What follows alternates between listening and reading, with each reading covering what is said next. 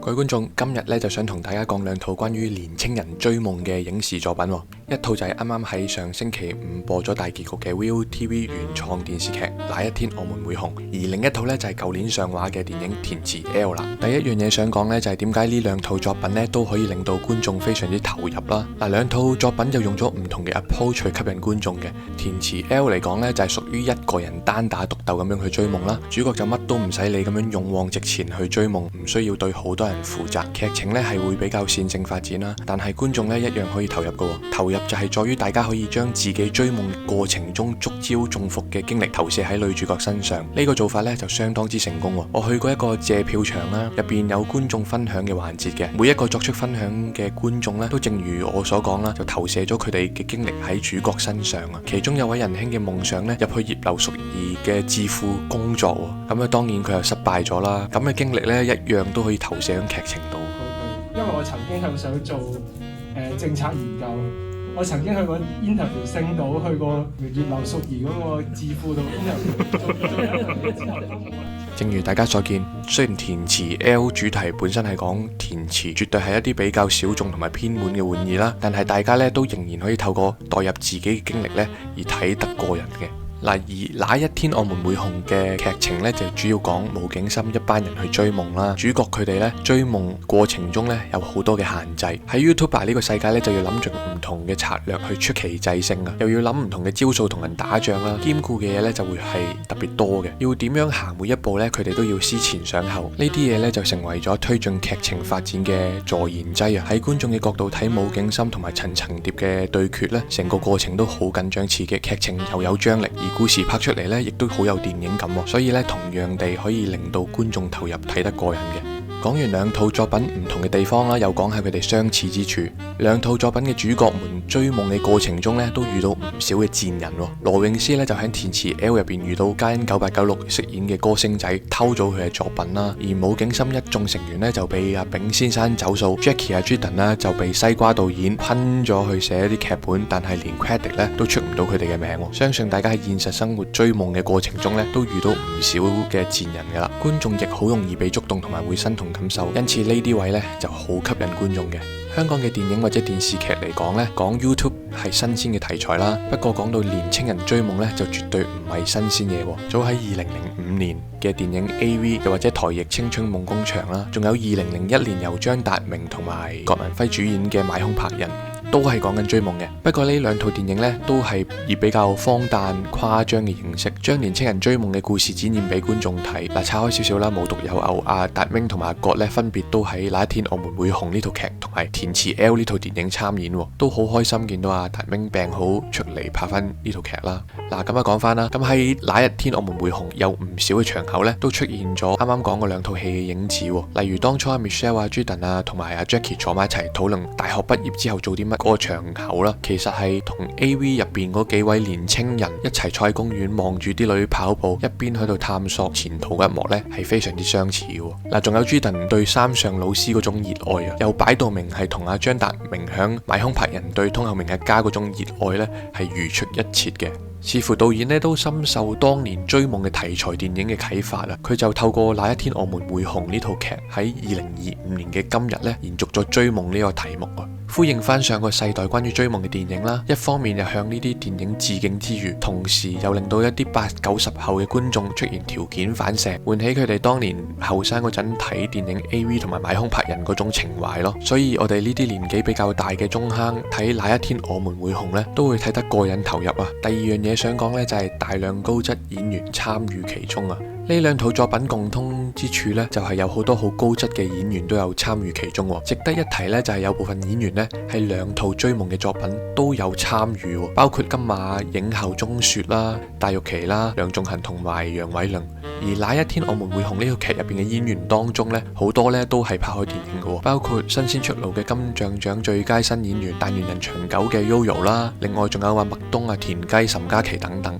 上述提及嘅演員呢，毫無疑問個個都係好戲之人。而生面口少少嗰班年青演員，好似吳景森嘅朱騰、張玉軒、Jackie 蘇振為、Sugar 張圖，二線少少嘅 Sugar 男友林特、李心如啦，修女陳婉如。甚至係出場一次咁大把嘅餐廳老闆凌文龍，全部都俾到大家好大嘅驚喜啊！特別係林特啦，佢真係做到大家都想一巴一巴車埋佢嗰種黑人憎啦，同埋阿凌老闆做出嗰種老練同埋世界都俾佢看透了嗰種感覺呢，食隻生蠔都喺度交緊戲嘅。喂，有啲咁好嘅演員坐鎮，呢兩套作品呢，真係好值得大家欣賞嘅。嚟緊接住那一天我們會紅時段播放嘅 Viu 劇呢，就係《光明大押》啦。睇咗個預告片，哇，原來有謝君豪添。咁我諗大家係時候學識下捨棄 TVB 嗰啲鳩劇，睇多啲有高質演員坐鎮、題材新鮮、劇本高質兼且用心製作嘅 Viu 劇啦。又順便講下 TVB 啊，佢哋嗰個模式呢，永遠就係用一大班所謂嘅親生仔演員為威位，間中想谷下收視呢，就邀請一啲資深嘅演員回巢拍一兩套。例如最近見到呢，就有林保怡啦。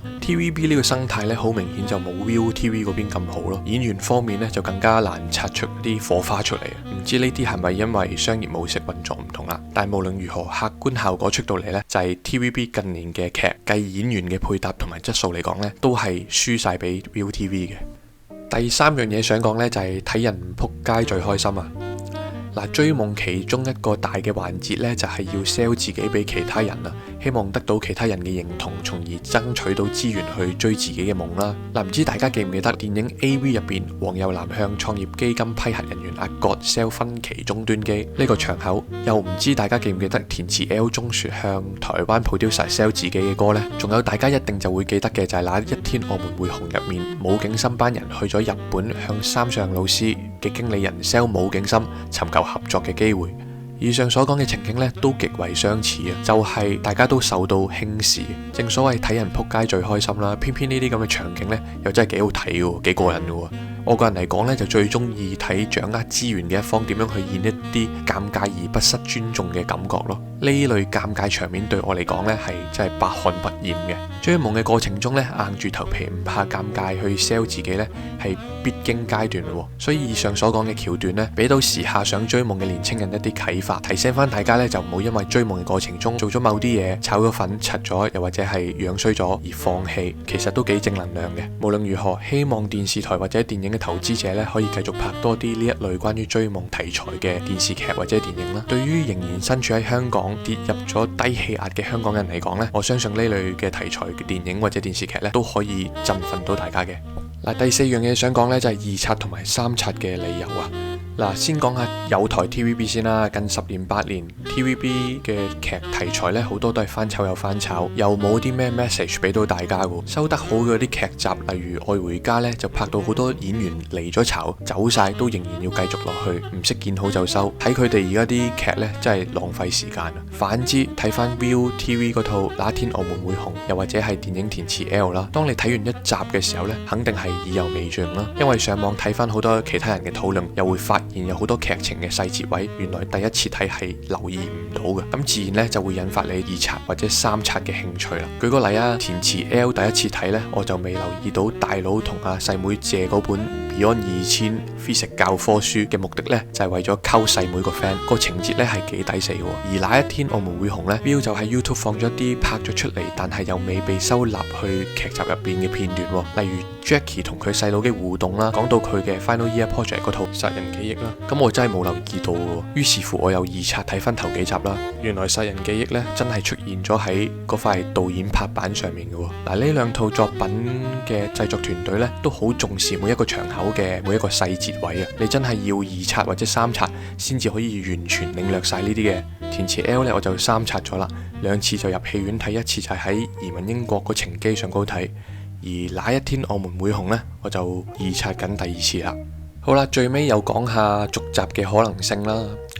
填詞 L 呢就肯定係一個一次性嘅故事啦。導演監製呢就係自己揞荷包夾咗幾百萬去拍呢一套戲，幾經辛苦先至回到本，所以拍續集嘅可能性呢都幾乎肯定係冇噶啦。而那一天我們會紅拍呢套劇嘅續集呢，就有無限嘅發展空間，因為有太多大家好想睇深入啲嘅位啦。從 Viu 放喺 YouTube 上高未放入正片嘅片段所見呢，其實有好多條線呢都可以再 elaborate 多啲，再拍深入啲嘅。續集可以講嘅枝節位實在太多啦，我隨口講啲啦，例如 Admin 同 Kimchi 嘅感情線啦，放歌同味精雞粉嘅兄弟情啦 ，FYP Final Year Project 殺人回憶啦，又或者真係請阿三上老師客串翻幾集啦，又例如加下啲新成員啦，有 Marv 有阿 Day， 可唔可以加埋 Ivy So 呢？話晒都係咁靚女啦，連登仔一定想睇嘅。嗱，Bobby 脫離白卡 YouTuber， 踏入電影圈，然後養下啲特別動物，好似啲水豚嗰啲咁啦，都可以加落去嘅喎。嗱，以上所講嘅都係大家可能有興趣睇得深入少少嘅枝節位啦。至於續集嘅主軸故事係點樣發展呢？同埋會帶啲咩 message 俾大家呢？就留待製作團隊拿捏一下啦。呢套戲反應咁好，好多觀眾想睇續集呢，就肯定係冇懸念噶啦。但係呢套戲咁多演員要夾得晒，仲要有足夠嘅 budget 去揾翻晒咁多演員去拍呢，相信都唔係易事嚟嘅。作為好中意呢套劇嘅觀眾嚟講呢，我哋唯一可以做呢，就係喺網上重溫多幾次，等 ViuTV 知道呢套劇有幾受歡迎，咁就自然會開拍續集啦。好啦，最尾嚟個總結啦。喺2024年、2025年連續2年，香港都出現咗一啲關於追夢而有高質嘅影視作品。香港人呢係好需要呢啲以追夢為題材嘅電影或者劇集嘅喎，特別係身處喺2025年低氣壓嘅香港啦，家陣香港經濟每況愈下，百業蕭條，年青人就欠缺出路，所謂嘅內卷情況呢，就有跡象蔓延到香港啦。一啲類似填詞 L 同埋哪一天我們會紅嘅輕喜劇呢，可以令到大家暫時忘懷啊！唔單止咁，哪一天我們會紅呢啲劇呢，仲帶咗一啲好有意思嘅 message 俾大家喎。喺結局尾嗰幾集呢，就係透過網紅 YouTuber Kimchi 睇到網民對佢嘅圍攻啦，導演呢，就透過呢件事話俾大家知，大家喺網上作為 hater 可能只係無的放矢咁樣隨便講幾句，但係背後被鬧嘅人呢，每一個都係一個有血有肉有感情、實實在在嘅一個人嚟嘅，會俾你隨意又唔負責任嘅言論帶嚟好大嘅影響。好啦，